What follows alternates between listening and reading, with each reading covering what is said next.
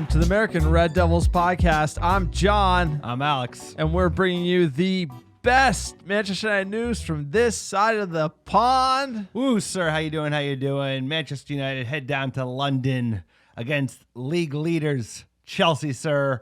Get a big point. Almost had a smash and grab, but gave away a penalty. Hold it on the whole game, sir. Packed it in. Three CDMs.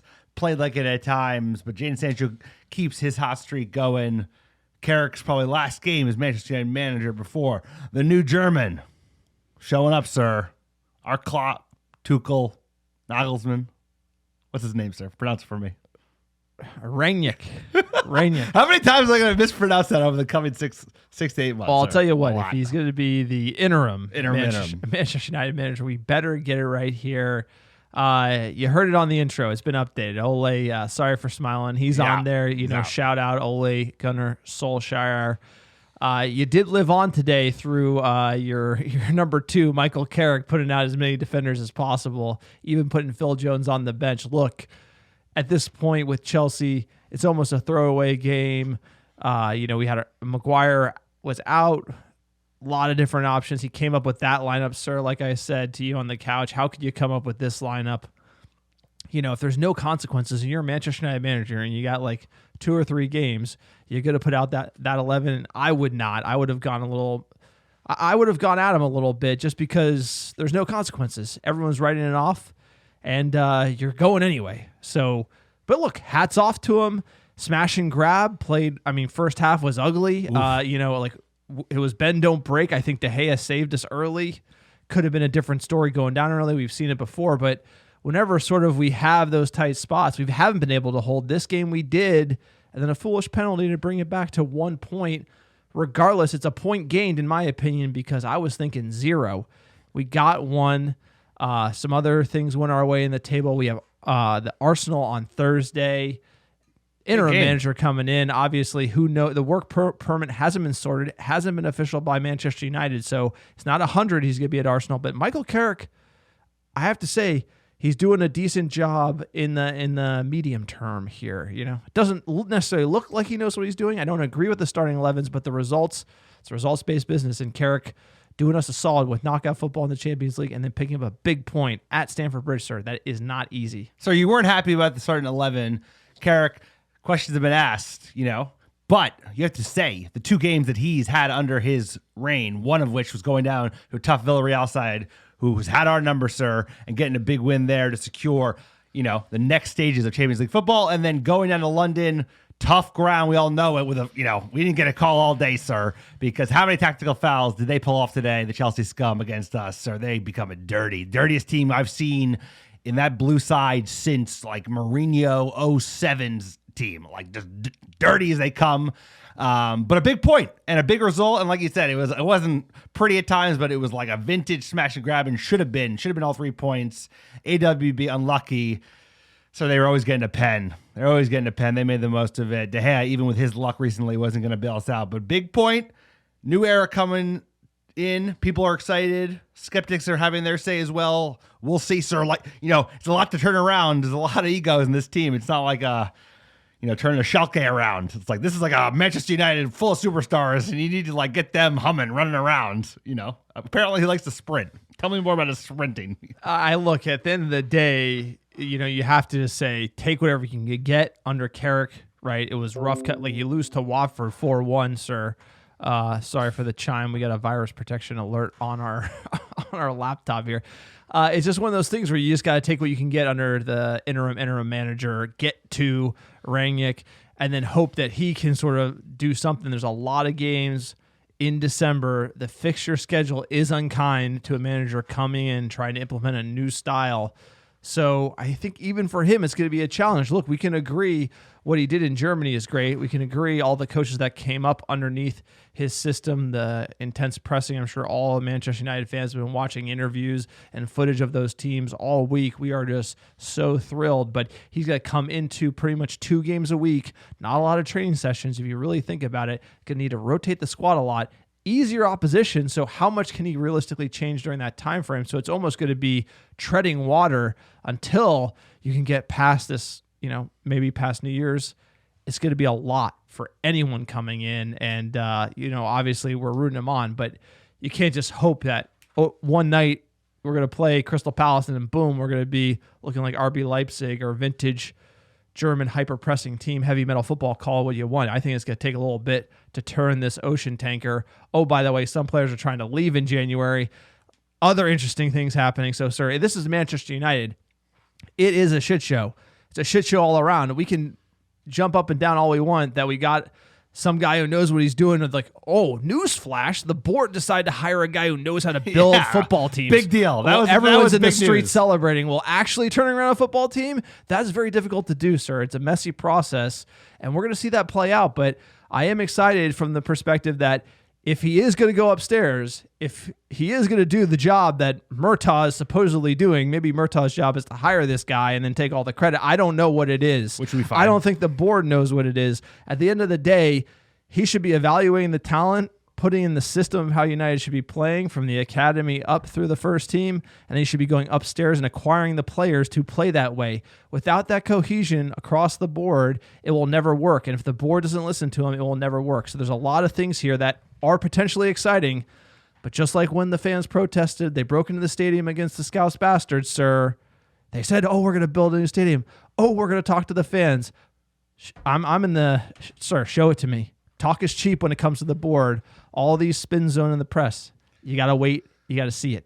You got to see it, and you also got, like you said, it's like you learn about the man, what's exciting about the man. Actually, what's exciting about Rangnick is front office. Him in there being in charge of the football and philosophy, the overreaching kind of approach and how Manchester United goes about the football inside of operations. That's what you want to see. In the near term, you get the new coach bounce. We need that right now because right now we are floundering. This is not the best United side we've seen even in the recent tenure, right? With these players, we know how much better they can play. So have him come in, but like you said, it is very dependent on the Glazers actually listening to him because he's going to come in and see a lot of stuff that he doesn't like, that they need to do differently. If we're actually going to embrace the change, they need to be open-minded about hearing what you've done wrong, what you can do differently, and how we can get better, because that's the only way Manchester United is going to return to the pinnacles of premier sporting, is by listening to really smart people. And he's a smart guy. We saw what he did at RB Leipzig. That's what got me excited about him back in the day. That's what's getting me excited now.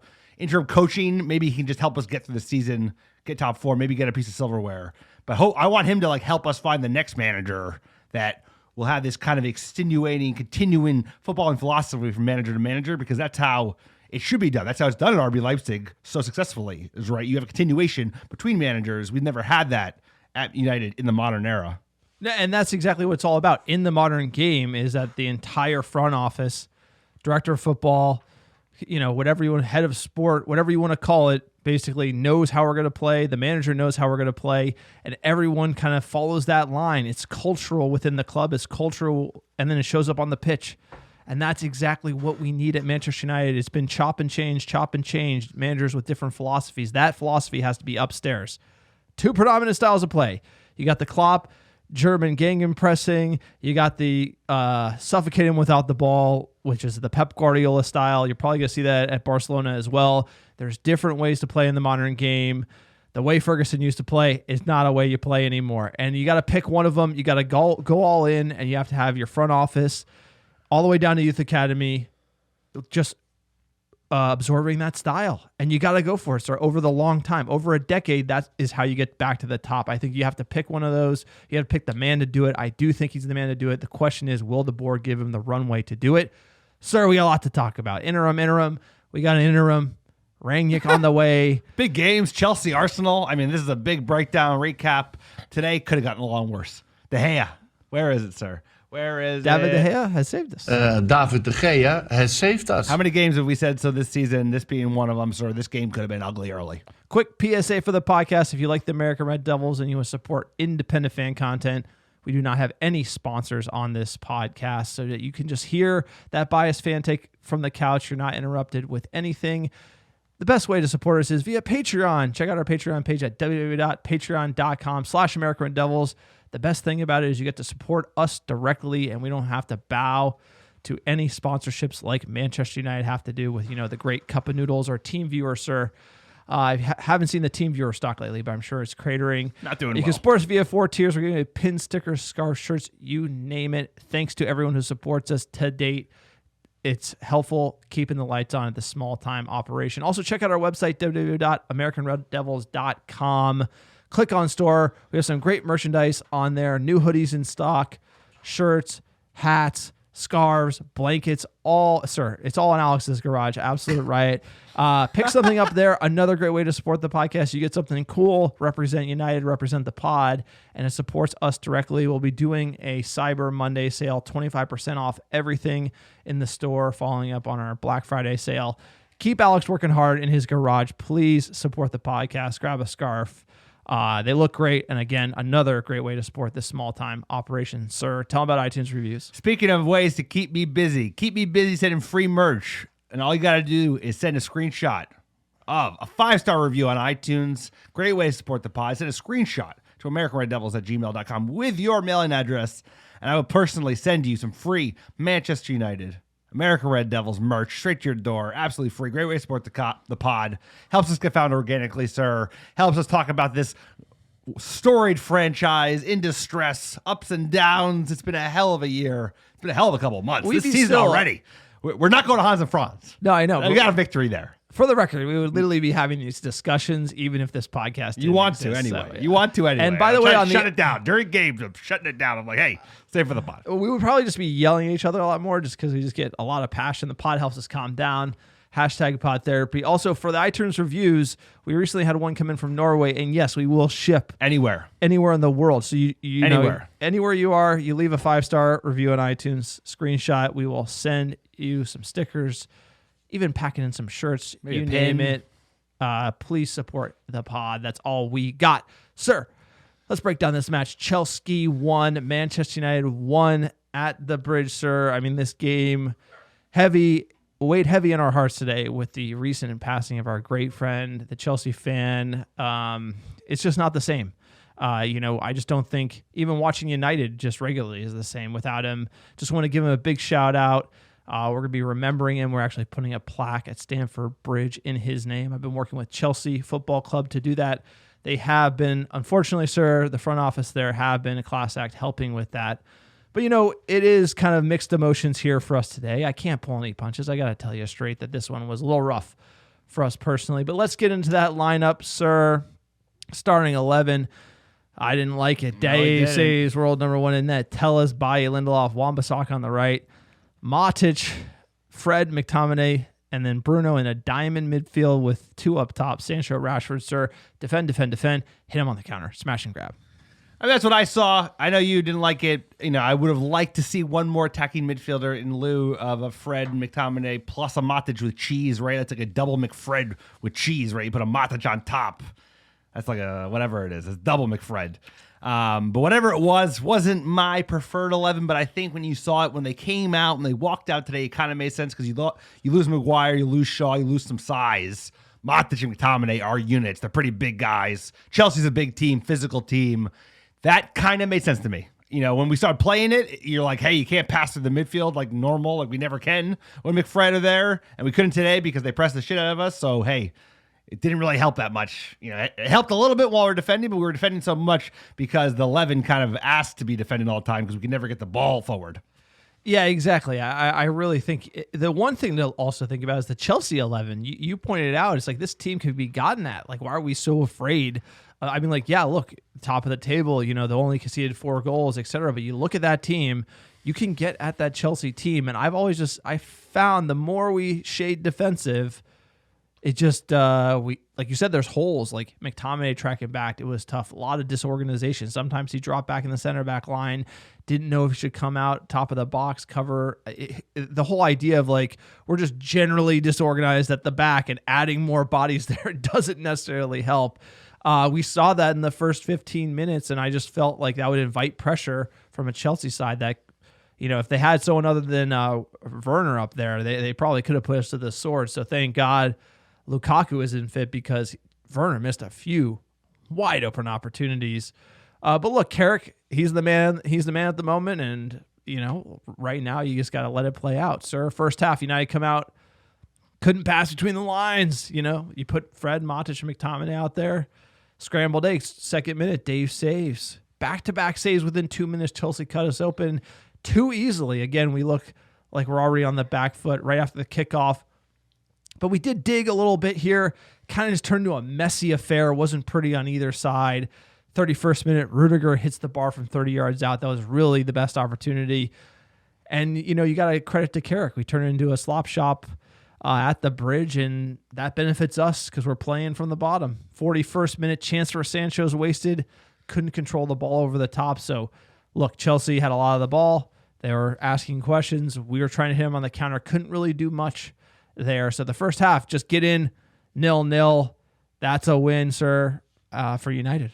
No, it was because De Gea, he bails you out early. Team did not start strong. What's new? Yeah, what's new, pussycat? Whoa. It's always the same shit. We started out so slow, and we did today De Gea with massive saves. That was the most dangerous Chelsea looked in that first half. It was right in the opening, first 5 minutes. Rudiger has another chance. United with, like you said, it was all about the counter. That whole setup was all about the counter. Rashford and Sancho for speed, but because of that, you never held onto the ball. You allow them to just press you, and you pass it, give it away. When really you should have just tried to pass to the middle with some players that know how to do that in between the lines, like a Mata or a Donny. It's just sloppy. The thing is, sloppy Joe. You go back to the days of like a team can dig in. John O'Shea. These are players. The scrappy players that can dig in away, and it's like United just haven't been able to do it. So again, the first half, I was happy that we ended up 0-0, sir. Definitely. It was the fact we didn't concede in the first 10 minutes. De Gea bailed us out. I said, all right, everything to play here in the second half. In it. And still then usually when you bring on the subs like Donny, you start opening it up. We look a little better, right? So United come out in the second half slightly more in control, sir. And then in the 50th minute, Jadon Sancho, something tells me we're going to see a lot more of him under Rangnick. Rashford's back header. No nonsense from Bruno. Oh dear. Jorginho's had a nightmare and he's clean through here. Sancho for Manchester United. His first Premier League goal. And the Chelsea captain can barely believe what has just happened. It's almost like Arlo White doesn't want United to score. You can't celebrate. The lack of enthusiasm he has for Manchester United scoring compared to like the Scouse Bastards or any other team is like absolutely insane. Sir, you know what? You can complain about Arlo White all along, but I'm sure we're going to be hearing him a lot more. Well, hopefully not. I thought NBC Sports was like getting moonlit, like in just over 30 days. Sky. Sir, I want Sky straight up, no chaser. We actually did listen to Sky today with who was that? Carragher just yapping off. But hey, even Carragher with his bias is 1,000 times better than Arlo White. That clip alone was painful. Well, great goal from Sancho. He did look promising in areas, didn't get enough time to feature on the ball today, but like that was some Gangnam press or whatever we want to call this. That was like an error from Jorginho. Yeah, but error made by high press, right? That's a forced error. So he made the most of it, nicked it off of him, still had plenty to do. I don't know if that was a press. It was just kind of like a high fly ball to right field. Jorginho fumbled, and then they were on it. I mean, they did. They obviously were there for the counter. That's what they're there to do. So what did Fred do to the ball when he got it at the 88th minute? No, I understand, but I'm just saying that wasn't like that. That was an error that led to a great chance. The best part of it being Sancho absolutely like looks off Mendy like ice cold. Like for him to come in, everyone's saying, "Oh, he can't score," and then to pull that move where he feints and then Mendy bites and he just like slots it home. Like he is a player. Again, why Ole Gunnar Solskjaer is not playing Jadon Sancho beyond me.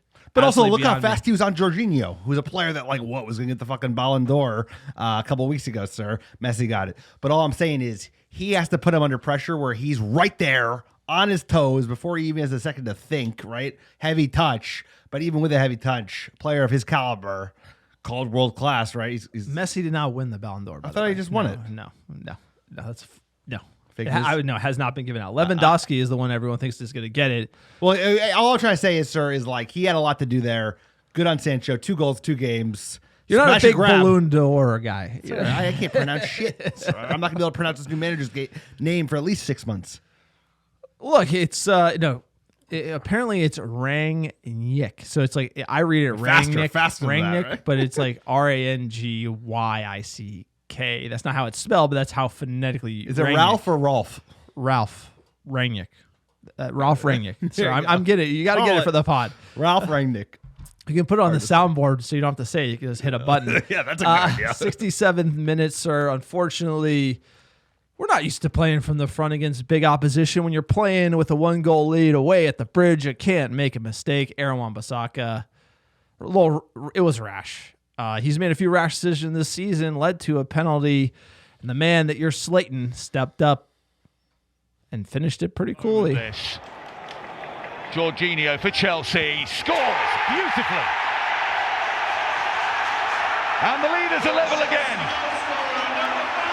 He enjoyed that a lot more than Santos' goal. You can hear it. You really enjoyed that one. Nice penalty. Good penalty. Calm as you like. No, it's funny if you just generally being fans of football. Like I would say, there's certain things that I follow more just by choice. And then Alex, like you're more into the transfer and muppetry. Like that's what you're always at reading the transfer rumors, sir. You've always been about that. And I definitely follow the Ballon d'Or closer than you do. Big Ballon d'Or guy. No, I like to see the votes. I like to see who wins. And yeah, there's a lot of politics in the Ballon d'Or. I don't think. So it's tomorrow. The day is tomorrow. Tomorrow's the award. So yeah, I'll be watching that one. It also the award, famously Ronaldo with the C. I mean, that's just a great one. 79th minute, sir. Aaron Wan-Bissaka, goal line block. I think he made up for this one. Just like Jorginho made the error, led to the goal, scored the penalty. Wan-Bissaka gave the penalty and then stopped. Sure to be a goal here. Werner. 88th minute, Fred tries to chip the keeper with options open. Unbelievable. Like, Fred, what are you doing there? Again, he had a good game. He had a good game. But this is one of those where he should be thinking pass with options, and he's thinking the glory chips or... I would think you would maybe do the same there. 89th minute sub. It's a Fred chip move. Like it wasn't even close. It was like he had Lingard. He didn't even go over Mendy's head. It just went right to his hands. It reminded me of Welbeck. Donnie against Bayern Munich. Remember that 2014? I know. Donnie for Bruno, and then 97th minute Rudiger almost wins, but blasted over the top. Also, Werner had a bunch of chances. He absolutely just completely scuffed. He did. He had a couple. Like that was a riot as well. Stats. Speaking of riot, look at this is where it gets tough, sir. 24 shots to our 3, 6 shots on target to our 2, 34% of the ball to their 66% of the ball. Again, when it comes to Carrick and Ole, you have to look at that roster and compare it to the Chelsea roster and be like, this team should be 50-50 fighting. And look, if we're going to give out credit for playing this negative and looking bad at times and getting a lucky chance from a bad touch from Jorginho and then celebrating that, you should really be honest with yourself and look at our squad and look at their squad on the day and be like, that should be fight night. We should be going at them. And under the Ole regime, we were always playing from the bottom, and Carrick seems to be taking that mantle as well, sir. So trying to give the glass half full, glass half empty take here, I just don't think we should be celebrating not getting a lot out of these great players. These are great players on Manchester United. Arguably, they should be going toe-to-toe and beating this Chelsea team, home or away. And I think we're celebrating mediocrity at the moment because this stat sheet is embarrassing that Manchester United have to play that way. Look at the wages that these players are on. No, I don't think anyone's celebrating the point. I'm just happy not to lose today, because everybody called it a foregone conclusion that we would lose. You have to say, of course, sir, you played defensively. You didn't set yourself up in a position where you're going to dictate possession and really kind of control the tempo of the game. We could have with the players we have at our disposal, and you can argue there's no better display of good coaching than the fact that Tuchel came in after what Fat Frank was trying to do and just all of a sudden they're a world-class team. That shows coaching. Obviously, hopefully when we get some real top technical coaching into this team, we're going to see something new. But you have to be said, the amount of tactical fouls that happened today, when you're trying to counter, sir, and all you have to do is tactically foul them and you're not giving out yellow cards, that makes it impossible to play a counter-attacking game. And there has to be said that this was almost like a City vintage performance in the amount of tactical fouls that they were able to execute without any yellow cards shown until really the waning moments of the second half. You complaining about I agree, but it's a has to be said. City have exploited that to win titles. They have, at the and Chelsea will too. If the league is not going to adjust it, sir, you got to just implement it. And That's what Chelsea are doing. They're doing what should he do, because guess what? It works. It and does it wins work. you It works. championships. So at the end of the day, it's something that we should be doing and not whinging about, because it's part of the game. I think that there should be more yellows to discourage that. If there's a tactical foul on a break, Straight yellow. should be yellow. Match reaction during the months of November so far: Manchester United 17 Manchester United have attempted the fewest shots in the Premier League while also facing the most opposition attempts. We've had 17 and we've conceded 60 in the Premier League, and we played horrible sides. Unbelievable. No, we did not. In November, we played pretty good sides. Watford being one. Jadon Sancho, 21 years, 248 days, is the third youngest player to score for Manchester United at Stamford Bridge in the Premier League, following Paul Scholes, who did so in 1995, and Phil Neville in 1998. Sir, have you won the treble like Gary and Phil Neville, sir? Since the start of the 2018-19 season, this is the second time in 194 games across all competitions that Manchester United have started all three of Fred, McTominay, and Matic in the same 11. The last time we did it was a 1-1 draw versus Everton in March 2020. There you go. Sir, they really do a lot on the score sheet, those three together.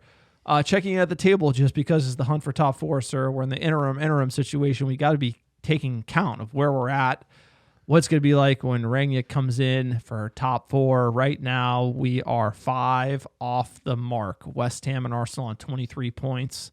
They're tied on points. West Ham with the goal differential, they have +8. So we have negative goal differential. I don't remember the last time I've ever seen that. -1 for Manchester United. In between us and them, Tottenham and Wolves. So I really like that company.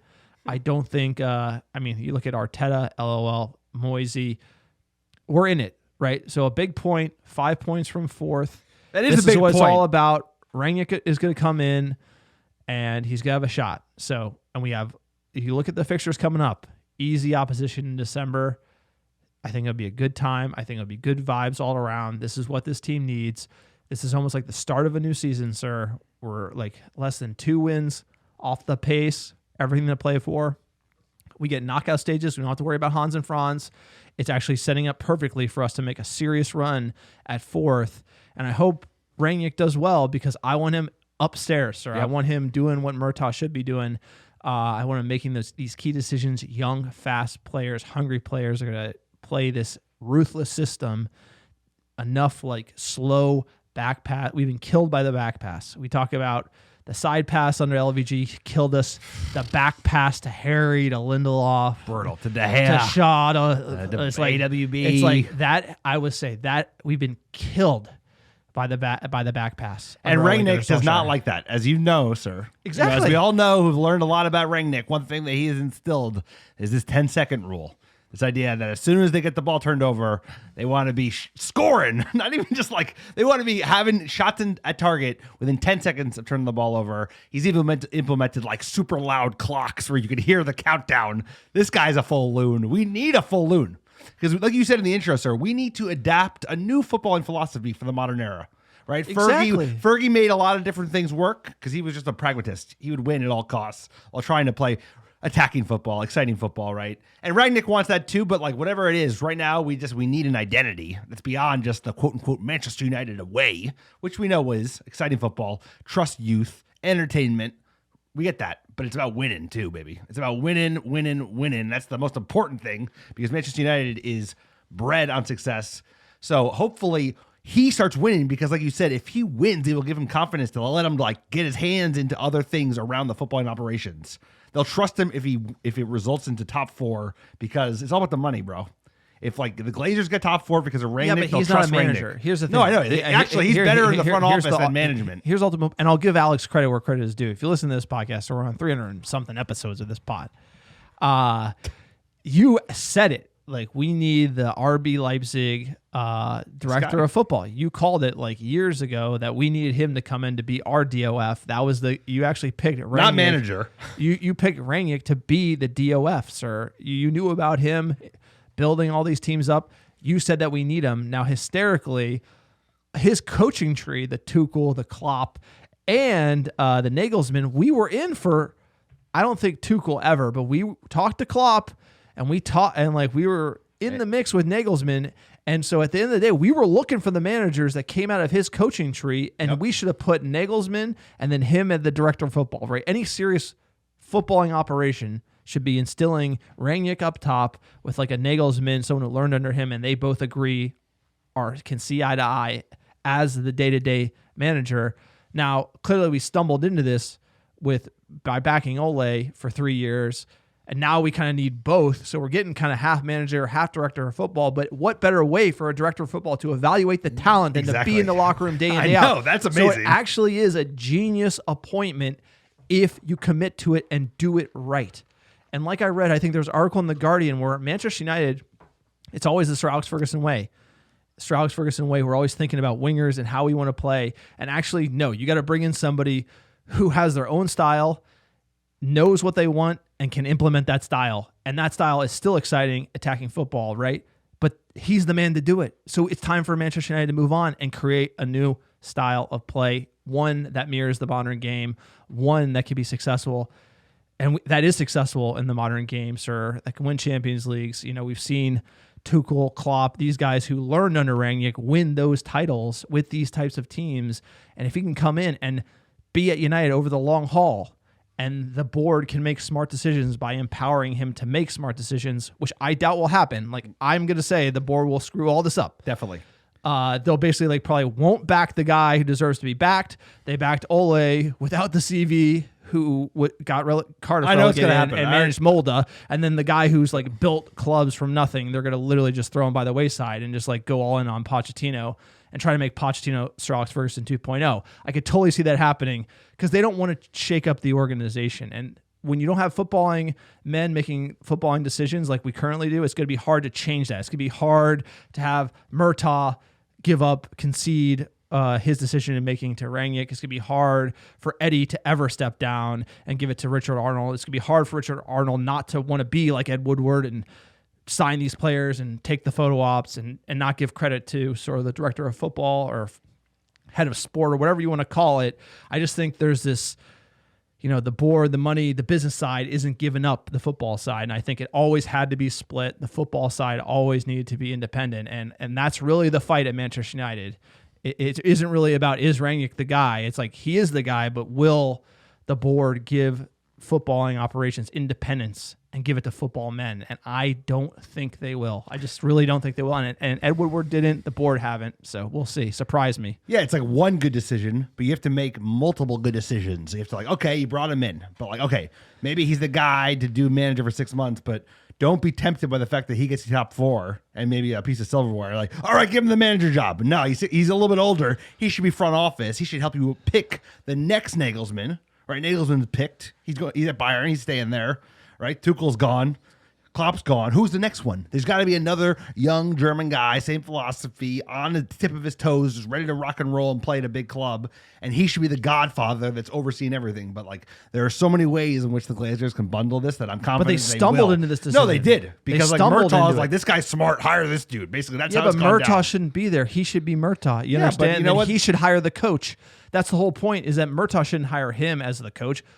Rangnick should be the director of football, hiring the great young and upcoming coach, and then signing the players so that we don't have to go through this whole like, we signed all these old players we don't need, and now we got this coach that wants young players. And then it's like, we're in the same phase, but he's only here for 6 months, so we're not going to do anything he wants. So then like, what's going to happen? Who knows?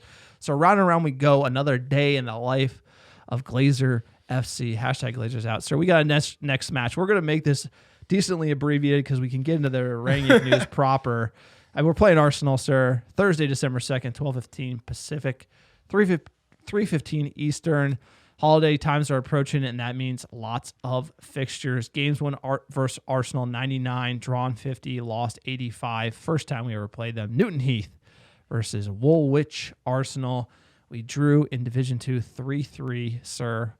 1894. Hell of a long time ago. Boy, lots has happened in the meantime. Arsenal this season, up and down and all around. They beat Villa 3-1, beat Leeds 2-0, beat Leicester City 2-0, beat Watford 1-0, got smacked by Liverpool 4-0. Like, I know something about and that. They beat Newcastle United yesterday. So beating teams, dude. They're on the up. But still, I mean, we lost to Arsenal 5-0. Liverpool beat us 5-0, and we thought we were gonna have our manager fired. They lose 4-0, and everything's fine. Interesting. Well, they won those other games, right? We got beat up by Leicester. They beat Leicester. They beat Villa. We got beat by Villa. Watford. How'd that go? So I mean, they maybe beat not Watford. maybe not up and down all around. Maybe they're just playing well. They're playing better than us. Maybe they're just playing well, and I just haven't thought too much Yeah. about Arsenal because I've been in the giant fog of firing our manager. Just the fog of war, sir. Here we the are. Glazer fog of war. It's just like but they're permeates your they're brain. fifth at the moment. Yeah. So even though they're Ahead of playing us. well, they're all right. History on Arsenal: 1886, munitions workers at the Royal Arsenal in Woolwich founded the football club as Dial Square, and in 1913, after the destruction of their South London stadium, the club crossed the city to Arsenal Stadium in Highbury, becoming the close neighbors of Tottenham Hotspur, creating the North London Derby. Interesting that Tottenham was there first. Arsenal was the first club from the south of England to join the Football League in 1893, reaching the first division in 1904, sir. Herbert Chapman, who changed the fortunes of Arsenal forever, won the club its first silverware, and his legacy led the club to dominate the 1930s. He helped introduce the, I have no idea what that is, floodlights, shirt numbers. He had his shirt numbers and the white sleeves, which Arsenal still wear to this day. And Arsene Wenger is the longest surviving manager and has won the most trophies. He won a record 7 FA Cups, and his title-winning team set an English record for having the longest top-flight unbeaten league run at 49 games between 2003 and 2004.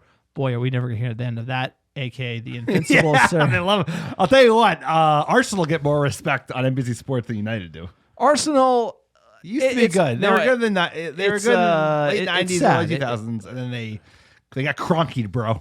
They just got cronkied. No, I know. Like Cronkite took a dump on them. I'll tell you what, though. I did work for Kroenke Sports Enterprises in college. How is that run? In Colorado? They're not run too great. But here's the deal. Like, it's been a rough decade for them. They've been the butt of all jokes. Somehow we spent way more money, and we're even worse. You see, Arsenal seem to be figuring it out. They seem to have backed Arteta at the right spot. They seem to be understanding what they're doing. Like Josh Kroenke gave a 30-minute interview to Sky, which is just like no holes barred. It's like he basically took all the hard questions. I like something like that. I really appreciate. Like, obviously, Josh Kroenke, Stan Kroenke's son, is probably going to be the face of the franchise, interacting with the fans. He went to the fan forum. He says we're never going to do the Super League again without consulting our fans. Talks about, he didn't ever say we're not going to do it again, but he said like our fans are going to be involved in the decision. We're going to take the hard questions. There was another tweet I sent out about Bayern Munich. Obviously, the way football teams are owned there are different, but fans having fan forums and having fans tell them things they don't want to hear. Like, we don't want Qatar sponsorships.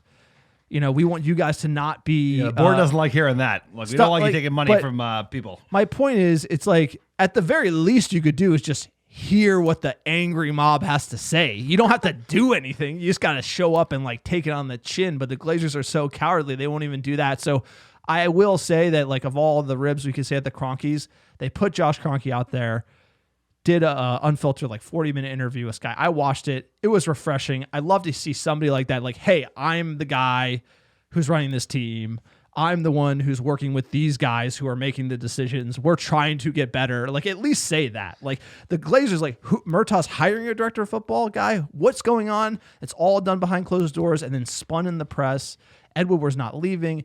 The way this club is, like, Ed Woodward won't just sit down with Sky Sports and do an interview. Like, hey, this is our plan. This is what we're trying to do. Like, sorry about the Super League. My bad. Like, let's do this here. Like, you need to do that. They're on the up. That's what I'm saying. There's a vibe about Arsenal. United's on the up in spite of ourselves. And you know what? They'll probably really get it when they pull out Arteta and put in Vieira.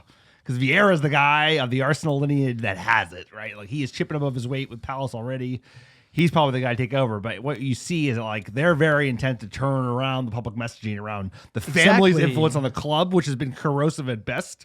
But now, actually, in the last couple of years, like, they put footballing men in charge, and they're starting to get good players in. They've had some good luck. So they're on the up. And you know what? Compared to everybody else, the Glazers don't look like they're in great company. Well, right? Like all the points you just brought up, it's just that, like, it doesn't make any sense how are they going to just like figure out the whole Rangnick appointment? Are they going to do it smoothly and have But it they're all not going to communicate it. They're going to screw it up, sir. They're going to screw it up because Woodward is still making the decisions with Joel Glazer, and that's not a very competent two-teamer.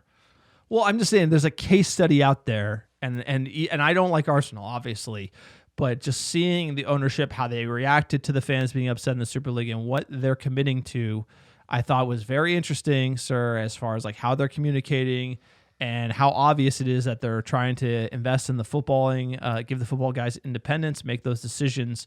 It seems to me like the Kroenke has like figured out, okay, this is how England works versus the United States. The United States, the billionaire sits in the box, and if you suck, you get the first pick, and if you win, then whatever. Yeah. And nobody really cares, and you make money no matter what. And you don't listen to fans, and they're not going to break down the doors of your stadium. It's just different here in the United States, the franchise model versus the UK. You gotta actually listen.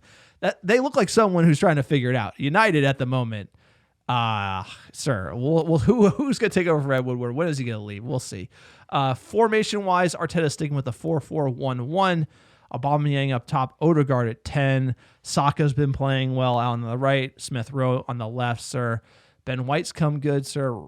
You know, they're an easy side. This is an easy 11. I mean, you compare again, we're playing from the bottom no matter what. But you look at this 11, it's a joke. We should be smoking them, sir. Well, if you played an exciting 11, like if you don't play McFred, yeah, but if we play McFred, they're gonna make us hurt because they're gonna high press us. We're gonna have a hard time passing the ball like every other game we've ever fucking watched where McFred plays, where it's not just counter, sir. But if you did like Fred with Donny and Bruno and Sancho and Ronaldo and Rashford, you could tear this team to shreds. But they're not gonna do that. So hey, Rangnick, he should be there by Thursday. They're saying should be wrapped up. That no, it's 50-50. 50-50?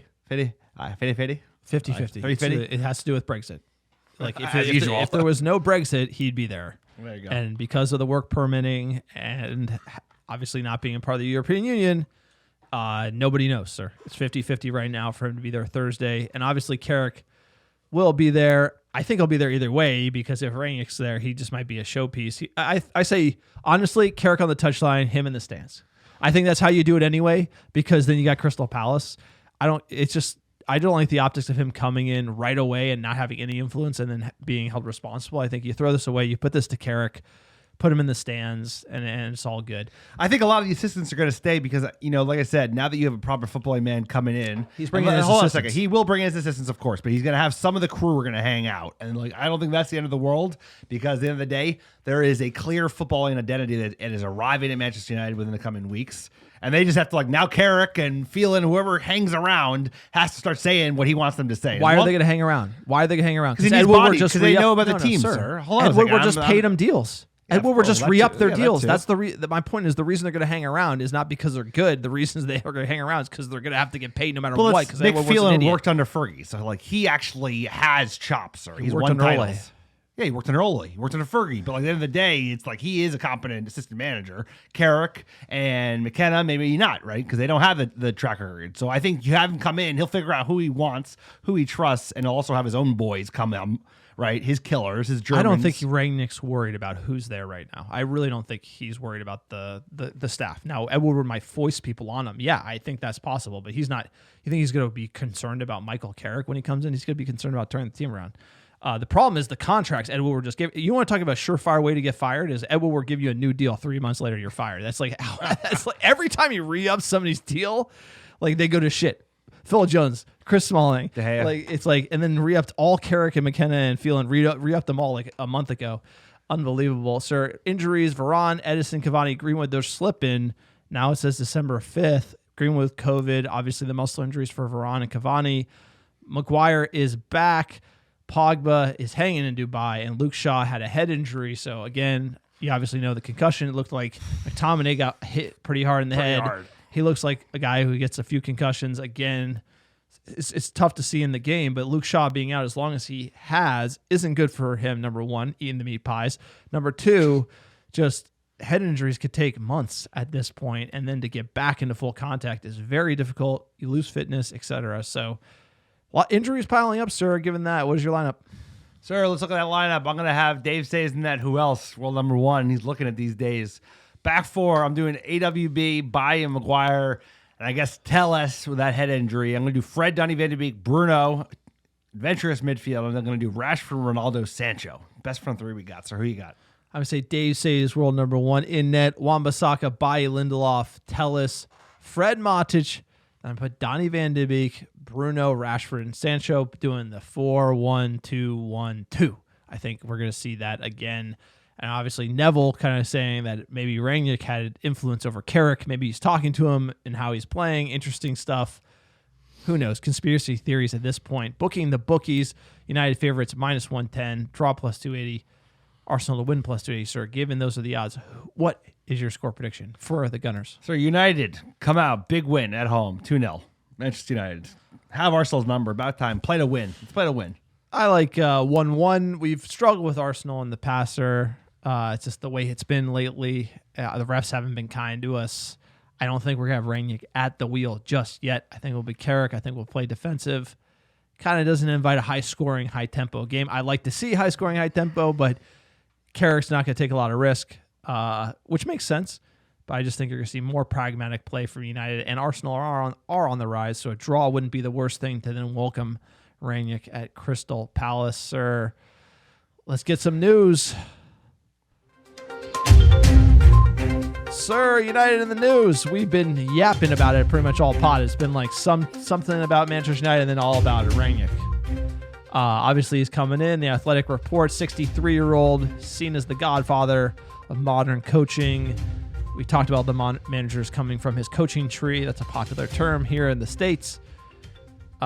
We've tried to hire a few of them. Sir. No success. He was significant success in the role of director of football. Did it for RB Salzburg and RB Leipzig, sir, making them into real teams. Took Schalke to the Champions League semifinal. People say, he haven't won a trophy, haven't won anything real. I mean, like, he is a club builder. I mean, he's taken teams from the second division to the Champions League. He's done it multiple times. Done it in the front office. He did it as a manager as well. He's come in from the front office to manage. He's gone back to the front office. He's very flexible, knows how to play, has a great vision for the game, an innovator of the game in Germany, changed the way the German game is played. And now all the top coaches, you see Germany, you're like, all right, respect. You look at top coaches around the world, sir. Obviously Pep is probably number one overall, pound for pound, but right behind him, you probably got Klopp, you probably got Tuchel at the moment, and then you got Nagelsmann, sir. Those three, and they're all related to the Rangnick coaching tree. So who better to bring in after the Cardiff Molde coaching tree of Ole Gunnar Solskjaer than this man?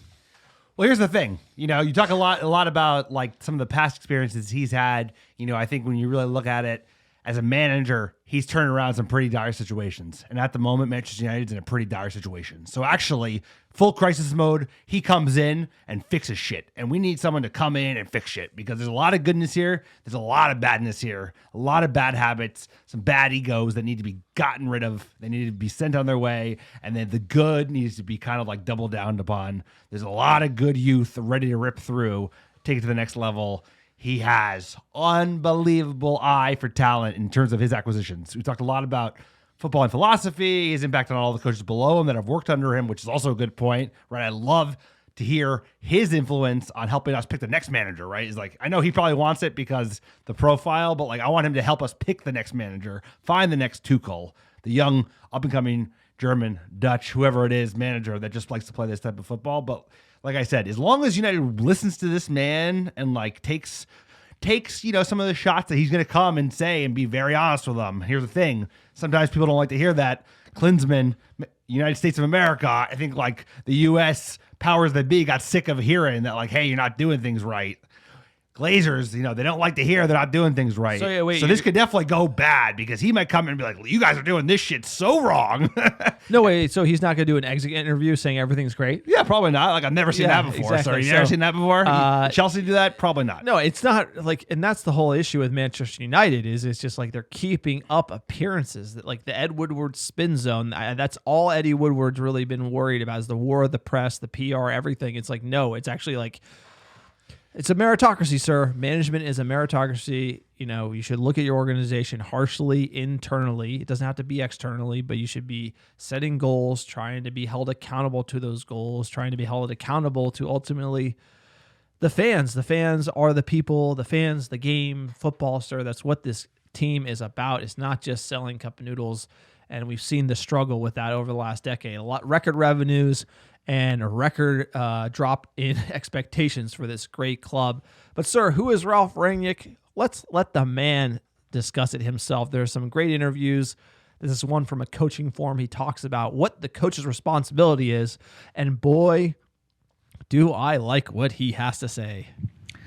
Suppose Jürgen Klopp or myself or Julian Nagelsmann or Ralf Hasenhüttl had informed our players at 12 o'clock at midnight, we will meet in our training ground in 1 hour's time. And then we have a meeting in the locker room at 1 o'clock in the middle of the night. And then we play 2 times 15 minutes, 11 against 11. 2 teams. They would have played im Schlaf, as we say, by sleep or in their automatically high-speed pressing, counter-pressing, transitional football. Because it was in their hearts, in their brains, and in their veins. And in fact, if we are very honest, as football coaches that we all are in this room, what is the job of a football head coach or manager? To have a clear idea of how my team should play. This can be more the Pep Guardiola style, or the Diego Simeone style, or the Hansi Flick style, or the Jürgen Nagelsmann style, or the Jürgen Klopp style. Those are variations, different areas where Pep Guardiola is more the kind of coach who likes technical players, whereas Jürgen Klopp more likes the heavy metal band players, you know. But what they all have in common is that they exactly know how this kind of football they want to play, what it looks like. They have in their brains the video of the perfect game. They have it in their minds and on their minds. And the job of a football manager is to transform this idea of football into the heads, hearts, brains, veins of your players. This is what I tell motivation. Motivation for me is a transfer of belief, conviction, idea of football. The other things to have a good speech in front of the game, before the game, that you try to inflame, to inspire the players. This has got nothing to do, in my opinion, with motivation. This is inspiration. But motivation is a transformation of my idea. But in order to do that, you need to be aware, what kind of football do you really want to play? Now, I'm not talking about a little bit of this, a little bit of that, maybe a little bit of that, a little bit of pressing. I mean, come on, what is a little bit of pressing? A little bit of pressing is like a little bit of pregnant. I think we saw that, a little bit of something, a little bit of this, a little bit of that. I think we've been living that game for a while, sir. No, this is a clear identity. You know, a little bit of trying whatever, you know, figuring it out on the job. We talked about that a lot. Ole's learning on the job. And at this point, with the players that we have and just where we've been over the last 8 years, 80 years plus, right now we need someone with a clear football identity. Rangnick has this. He's instilled this in other clubs. I think this is a perfect appointment if the board listens, if the board is open to change, if the board is willing to adopt his philosophies and bring that on and go full Fergie with Rangnick. That will be good for us. We just need to do something with conviction, with heart, and have it be an approach that filters in across the entire organization, whether it's the women's team or the academy or whatever. It's like we just have to do it all together and go for it, because talking about football, talking about the Premier League, sir, it is the purest form of capitalistic enterprise left in the world, like arguably. You know, I know there's like the nation state element of it, but at the end of the day, it's like you have to have really, really good people that are really, really smart, making good decisions all the time. And he's a smart guy that obviously knows what he's doing, but he will go to shit if we don't listen to him. So listen to him, challenge him, right? Build him up, put him in a position to succeed. But can the Glazers do that, sir? It's a big ask. Because just putting a guy in is one thing. It's organizational change. Yeah, of course. It's roots. It starts at the top. Pulling out the roots, right? And that's the Glazers. The Glazers are the roots. I mean, organizationally, I would say Ed Woodward, the last decade, has been... obviously, the Glazers appoint Ed Woodward, but that culture from the top is not going to change. And it'll be interesting to see when he decides to leave, because apparently he wants to stay so he can try to get credit for something. This probably. Hard to say. look, then we have a bunch of stats we can compare Manchester United at the moment to Rangnick's side. They press a lot. He likes to press. Which is more importantly, in 21-22 league stats per game, tackles Manchester United are 20th, successful pressures 19th in the league, pressures in the final third 17th in the league, interceptions 19th in the league, recoveries 19th in the league, errors leading to opposition shots 20th, goals conceded 18th. Sir, we are absolutely horrid at the moment. I think the key, you can say, okay, Rangnick did really well. He was basically RB was first in all those stats in 18-19 the last time he managed. But it's more important to focus on how bad we are. This year? Right. This year we are so putrid that you literally read those stats, it just doesn't make any sense. It doesn't make any sense how we could be second in the league and play generally well, and then turn it around and be this horrid across all these statistics. And the question for me isn't like, okay, wow, he did really well with RB Leipzig, and then now we're horrible, and automatically he's going to come in and we're going to be good, is how much can he change coming in with all these fixtures, never playing in England, never really dealing with a lot of all-stars in the dressing room that are going to have to buy into this, like, work like a dog without the ball strategy, which is going to be controversial with this lot that we have at Manchester United. You think? Right? So, and then is he really backed? How much is he really backed? Can he come in with, like, you know what I'm saying? He's coming in as a 6 months interim. I'm sure there's a lot of other things planned that are behind the scenes we'll never hear about. But what he says, does it go? Because at the end of the day, how much of the players are going to take what he says serious if he's literally 6 months and then he's in this vague consultancy role?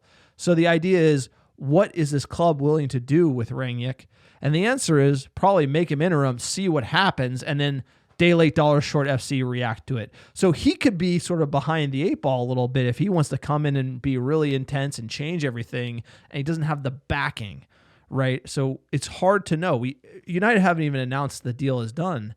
So I thought it would be worth to discuss sort of the glass half empty, or sort of the headwinds he's coming into United with. And I thought Paul Merson, don't rate him very much, but they did discuss, like, hey, what is this guy qualified to turn around Manchester United? Talking of turning things around, that's what Manchester United are hoping their interim manager will do. Looks like it's going to be Ralph Rangnick, but the deal's not been done just yet. But Paul Merson, why do they need an interim manager? Because they don't know what they're doing at the moment.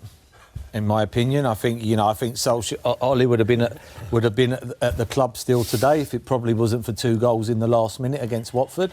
And I don't think there was any plan. I just didn't think they thought up in their wildest dreams that it was going to end up at Watford. I think at 2-1, I personally think he's still in charge come Sunday. I really do. I think they were going to keep it as long as they could.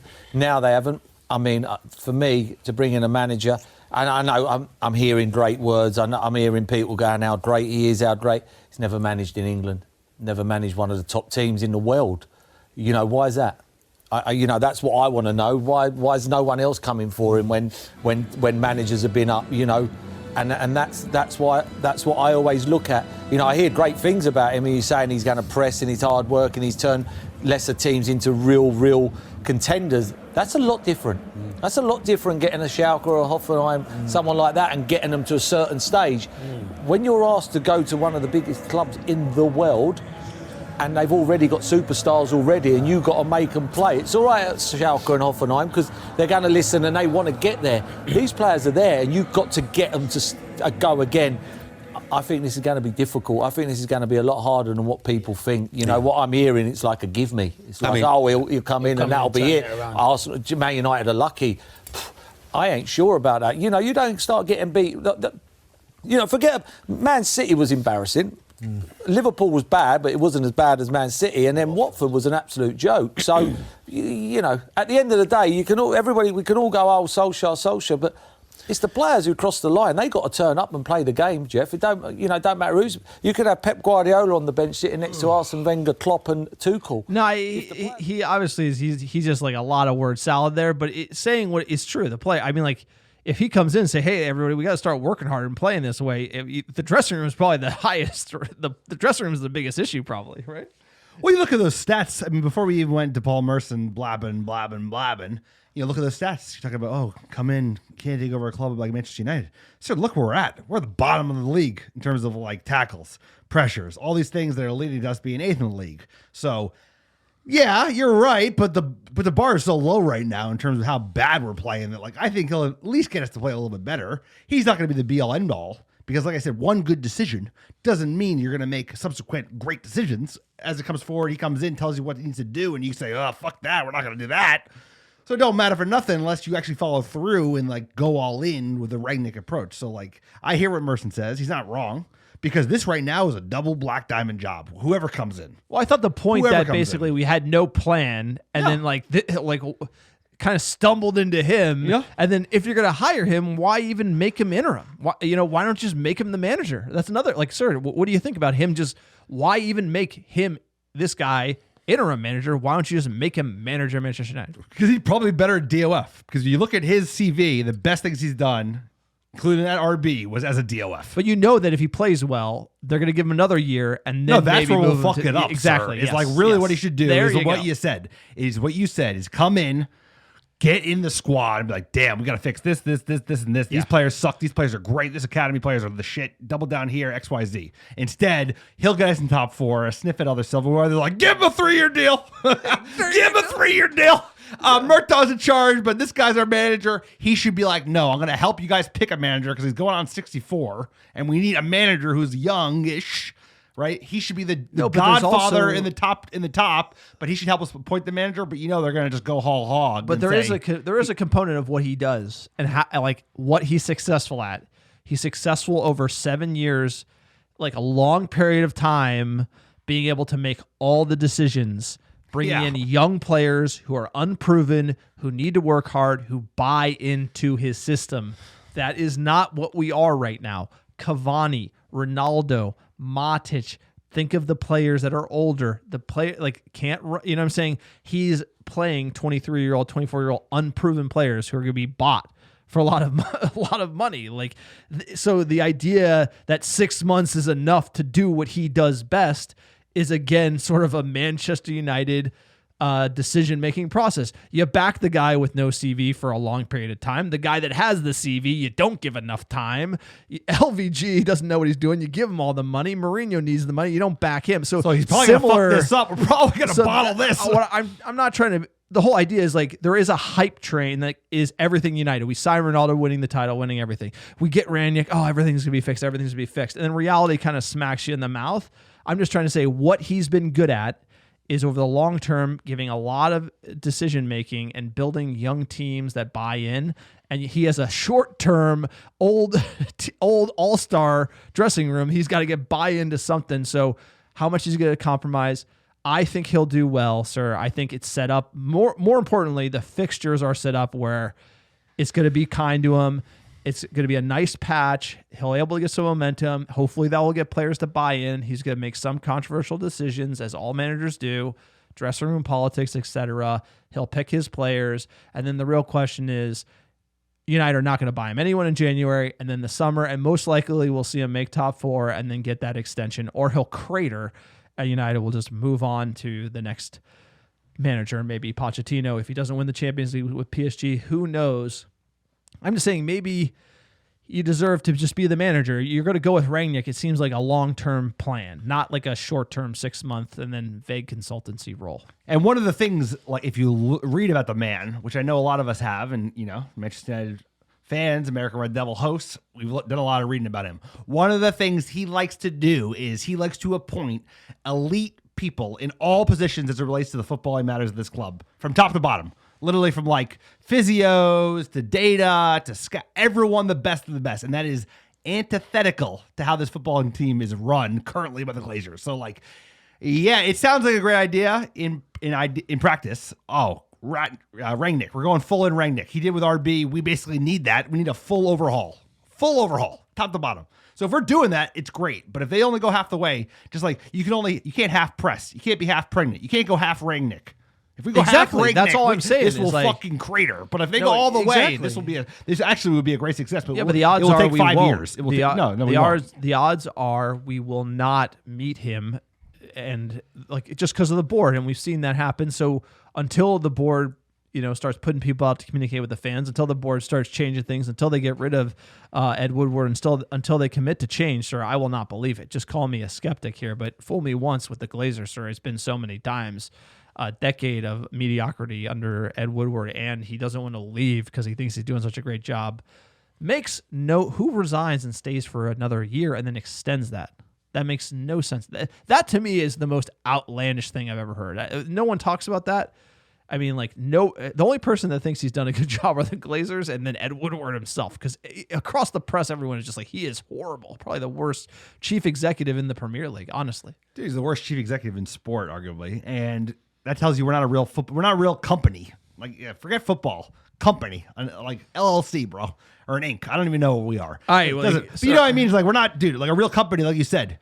The CEO resigns in shame. He leaves. He doesn't just hang around for another year. Hey, Captain went down with the Titanic, sir. That honorable man. At the end of the day, when it comes to Manchester United, it's this bottom up, top down, where it's like another manager coming in that we're going to get excited about. Like, I was excited about Mourinho coming in. He had his moments, and then the board hamstrung him. And Rangnick's coming in, and then I'm excited, bottom up, and then you have to worry about the board screwing the pooch. That's just the way it is at Manchester United, and until the Glazers leave, it will always be like that, sir. One day we can hope to have the podcast make $4 billion so we can afford Manchester United, sir. We shall see. Let's jump into fan questions. At United Dondo, quote, "They dominated possession, but our center backs held strong and stopped a lot of good balls they put in." That's a good point. Lindelof, Bailly did look good. Bailly looked great as well. Normally happy with a point there, but that penalty was a tough one. Good goal for Sancho. Thanks, Carrick, for not losing these games. Big one for Michael Carrick, even though I slated him for the lineup. Bring on Rangnick, and let's see how he changes us. So I am optimistic about Rangnick. That board I don't like. At Jared United, quote, 1-1 away at the Bridge with the interim. I'll take that all day long. I mean, I will as well. Not enjoyable to watch, but I'm feeling positive. Dare we hope for a bright future? Cautious optimism. I like that. I just hope to see good football because, like you said, sir, this year's been it's been a tough watch. Bro, it ain't even December yet. It's been a tough watch. They're just starting to play holiday music, bro. I haven't got my Christmas tree yet. I'm getting it today. How many players you got to get rid of this team to make them 10 to work hard? 10. You need 6 new signings, or it's gonna take years. But if they're going all in, I'm in, dude. I'm in for low, slow. I don't care if it takes it, as long as we actually listen to the man. But like you said, can't go half pregnant, can't go half Rangnick. Will they go half Rangnick? Probably. The board's gonna bottle it. Sorry, they will. They're gonna give him the deal. No, of course they're gonna the board. Give him 5 years. No, honestly, 64 years. I actually think he'll do great. Yeah, and they'll give. It'll be like he's interim. Poch wants the job, and then it'll be usually just Poch just never gets the job, and then Rangnick is that's the whole point. Is just make him your manager. This interim thing. I just really disagree with it. He should be DOF. The whole point is he's really good at DOF. No, you make him the manager and then be like, all right, Rangnick decided that we should hire Pochettino and he wants to become the head of sport, or whatever. Right. You want his blessing. But you make him the manager now and you figure everything else out. He is the man. He's the interim manager. But the concept of interim manager is I have no idea what that even means. Aston Villa does not have an interim manager. They had one manager. They have another manager. Aston Villa, sir. They also moved faster than we did, sir. Yeah, quote. At you boasting, quote, "We played miles better than I thought we would. Happy for Sancho, happy for Lindelof and Bailly, on to Arsenal, and hopefully a long streak of W's, sir." You didn't see it, but I benched Maguire in my back too. I think you go with Lindelof and Bailly. They look good. You got to stay with him. Maguire's been utterly horrid, sir. He needed a rest. Bailly looked great today. He always turns up against the Chelsea side. He was great. Great Lindelof, defender. He is, dude, on his day. He always gets injured. I mean, the problem with Bailly is the injuries. Hopefully he can string together a couple of results. We're going to need them. We need center backs fit and fiery. It's our big game against the Gunners on Thursday, dude. They're there for the taking. We just have to play with some fucking attacking intent and go for it. At Jer_Young93, quote, "Much needed point. Chelsea outplayed us." They definitely did. I think we've been outplayed by pretty much every team other than Leeds to open the season. I mean, honestly, we've been playing from the bottom the whole time, and also to dispel the Ronaldo Rangnick thing. I think Ronaldo's gonna do great.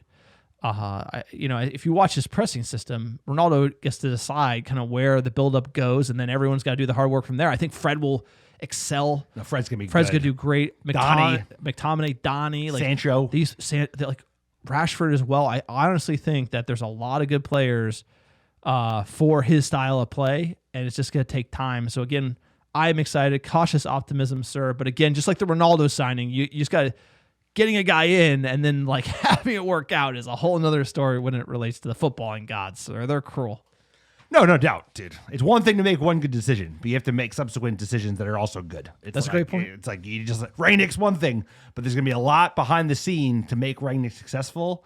And hey, I'm hoping we're all rooting for Rangnick. It's like the broken clock is right twice a day, right? It's like the Glazers are like the broken clock's right twice a day. It's just like keep backing Ole for no reason, and then like somehow get Rangnick. It's like, all right, we'll take it. We'll take it. Look, that's the podcast. Sort of a Rangnick takeover pod / interim Chelsea point / Arsenal on Thursday. Lots going on at Manchester United at the moment. You like the America Red Devils? Check us out on Patreon.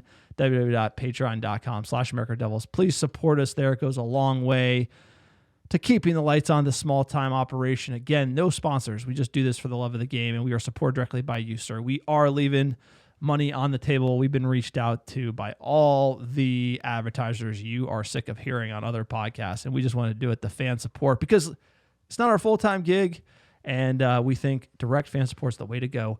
Also, check out our website, www.americanredevils.com. Click on store. Cyber Monday will be 25% off everything. Again, anything you buy directly benefits us, and you get some cool merch.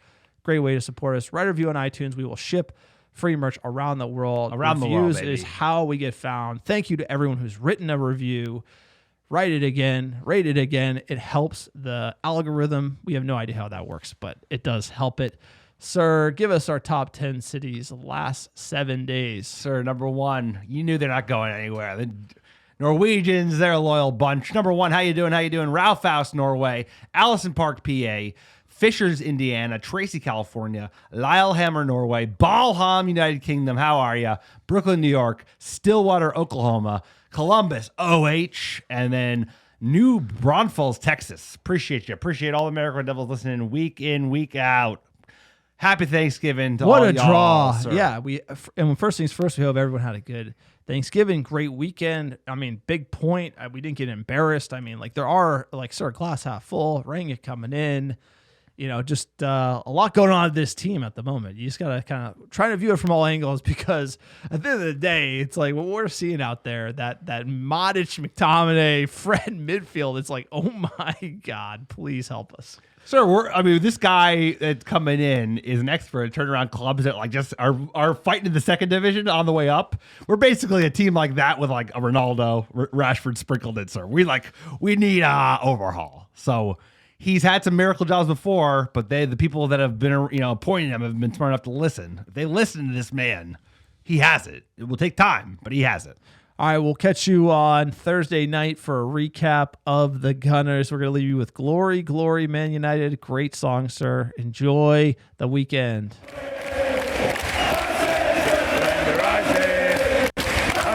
Just kidding. Stratford and Rising.